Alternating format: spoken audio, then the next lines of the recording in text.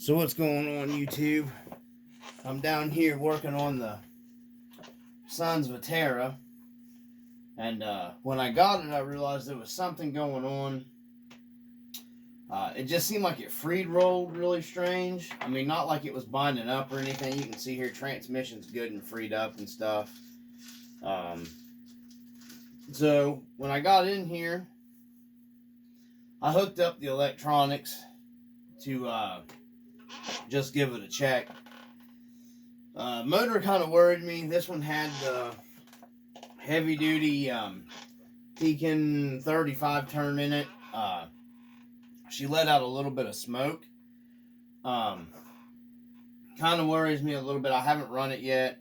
I did mess around with this thing, just cleaning it out and everything last night, and I think it just might have had some dust and stuff packed up in it.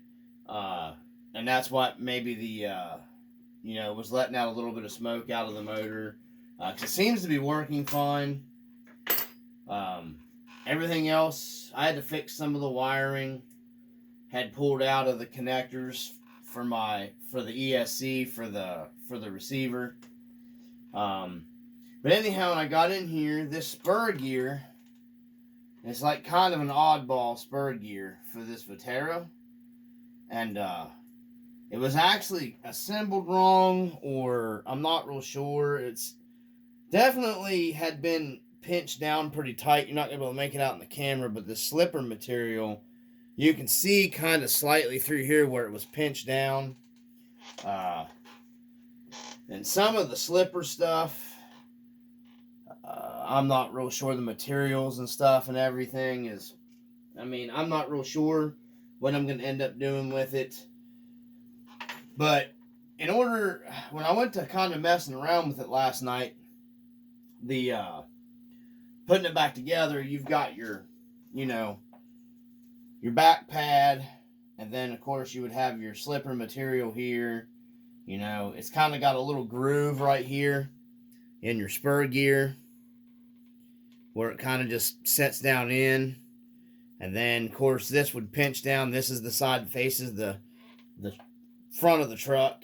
Then you would have another one of your slipper materials here, okay, and then it goes on this side, and then you would have your other disc and it pinches it, see, and then your nut, your spring and everything here kind of goes, and you can adjust your slipper that way.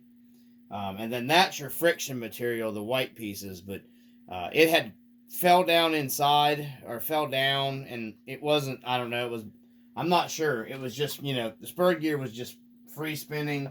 I'm not 100% for sure. Because the spur gear isn't splined like the shaft. Like the shaft on the transmission, it's just round. These are splined for your shaft, okay? So, of course, it wouldn't be, because, it's made to slip. This is where you tighten your lock nut down, and it spins in your slipper. So, I'm working on that right now on the Vaterra. Electronically, everything else seemed to be okay. Mechanically, the diffs I went through, everything's good, greased up and stuff. Transmission seems good. I haven't taken it out, but it seems pretty well pretty well good to go. I'm hoping that was just a bunch of, dust that had, because there's some odd dust on this thing, like drywall dust. I'm thinking might have got down in the motor. But I'm going to show you a trick that I learned doing spur gears back in the old days on the T-Maxes and stuff like that. When you're assembling these things and they fall apart on you, all you need is a cheap glue stick from like the dollar store, okay? I went down and got a 3-pack for like $2. What you do is you take your slipper material, okay, and take your glue stick, one side here, glue stick there, just a little bit. You don't need a bunch. But anyhow, get your glue stick on there, get your spur gear, get your slipper material, and just lay your slipper material down here, and then just wait a little bit. Get your slipper material set, and then just give it a minute. it's already attached to it. It's not going to slip down. So when you're building this, your slipper material don't fall off on you. You don't got to mess around trying to keep it. This one seemed to be a real pain to keep on there, you know, to assemble it. So this is what I'm doing with this one. You know, you don't got to go crazy. Well, there's one side.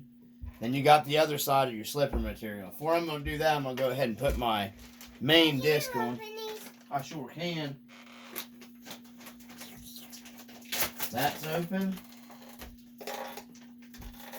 Sorry guys, I had to, little girl needed her stuff opened. And then, there you go. There you go. Okay, so we're going to take, once again, your glue stick. Take your slipper material. I probably should have cleaned it off with some rubbing alcohol first so it would have stuck better. And I'm just going to go around with my glue stick on spots. Don't need a lot, just a little bit on it.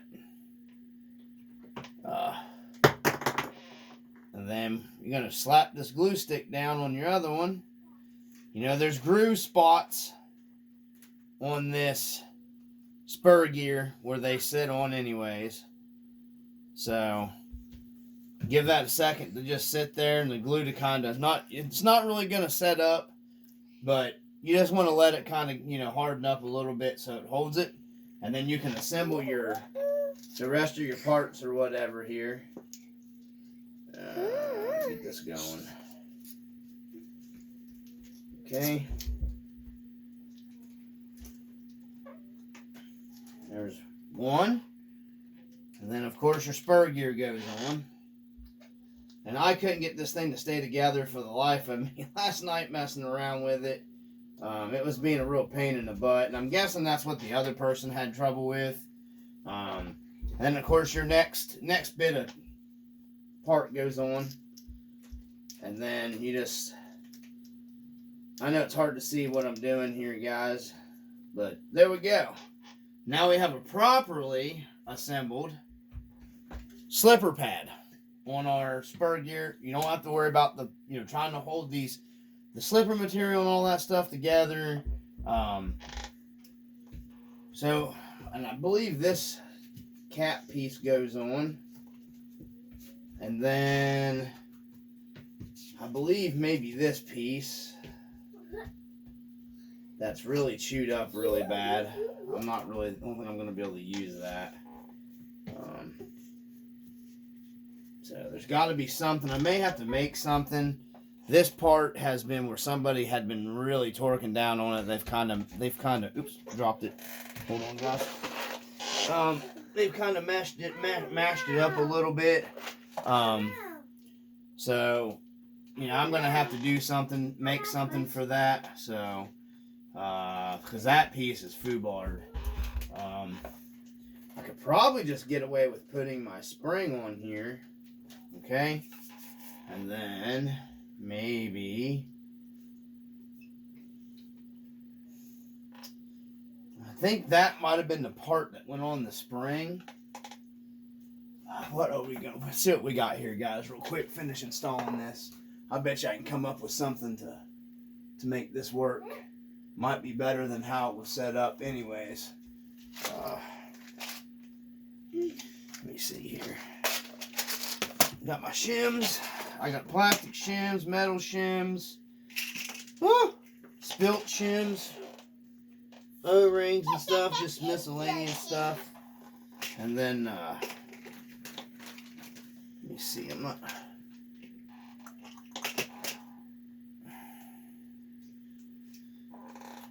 Boy, this movie's awesome. What are you laughing at?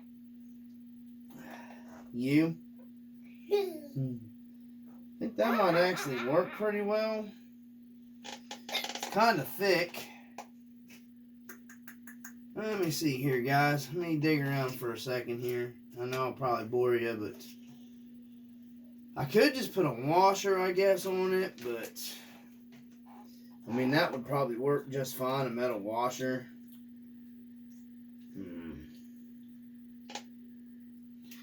I wonder if I got this one backwards. Maybe the spring sits. No. That definitely sits on there like that. Okay, so for sure that's how that goes on.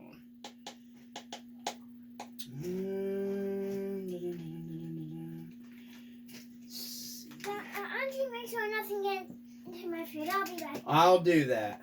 Thanks, Dada. You're welcome. I'm guessing it wasn't missing any other parts. I looked it up last night on the internet. Just some of these parts are just way too foobar to use. Right now, I'm just trying to find something that will fit over this little cup piece here.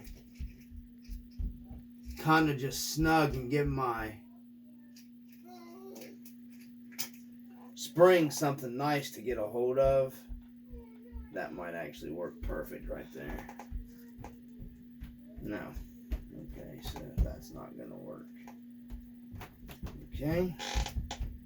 See, I would have never, without that, been able to fiddle around with this thing like this, guys. To get this to work like that. If it wasn't for gluing those pads in there, because they would have fell down 100 times by now. So this is working out a lot better for that, as far as that goes. Let's see, that just doesn't sit flat. I need something that's going to sit flat with the spring on here. All right, well, maybe that does. I can just go with the spring, and then just maybe a metal washer, and then let's see if this will work. I got my plastic.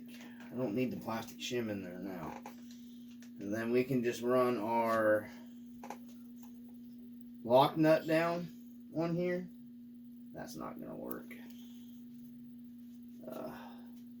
I need a smaller hold washer for this to work.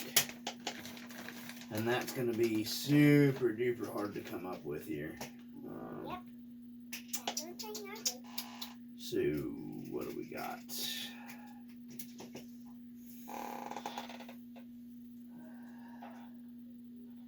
I may have to dig out some of the... And then again, this might work pretty good. Yeah. Let's see. And this might actually work out pretty nice here. We got our... That fits the spring real well. We got our lock nut. Let me get the lock nut started on here. Get some tension on it. Okay, so yeah, that'll actually work out pretty nice. So that's actually, I just replaced this is a similar, just this is an aluminum piece. It is similar to, which holds the spring real nice here. It's similar to the plastic piece right here that's kind of ate out where they over tightened it and it got hot and burned up. So yeah, this should work out pretty nicely. Let me go ahead and grab the tool here, guys, and start tightening this thing down and see what we got.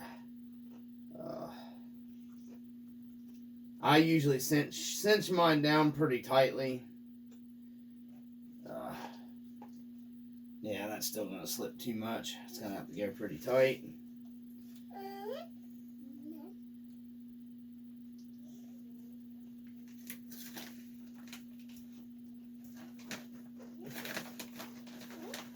And I mean, I'll still have the adjustability of the slipper there. I'm pretty sure all this should clear the cone. I didn't check any. I need to check that. Oh, yeah. It's going to clear my cover because I'm going to run my cover on this one. I'm not going to leave it open. I got the cover, so I'm going to run it. Alright, cinch it down tighter.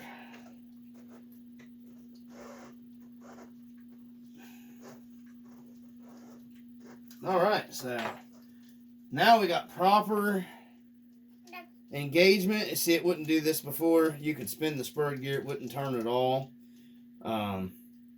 You know, and I can actually go in here and adjust my slipper pretty nicely now. I just basically upgraded to an aluminum part, you know, on the spring. So fixed all that. So this thing should be about ready to. I've got, like I said, the receiver in here. I've got a transmitter for it. I'm gonna get it wired up and everything, and then this thing will be ready for some test drives. And I'm gonna have my boy come down. We're gonna. That's right. We're gonna start working on reinforcing the body with some Gorilla Tape in here. And then in here, you know, all the fender wells, and then I'm going to start working on, I'm going to make window mask.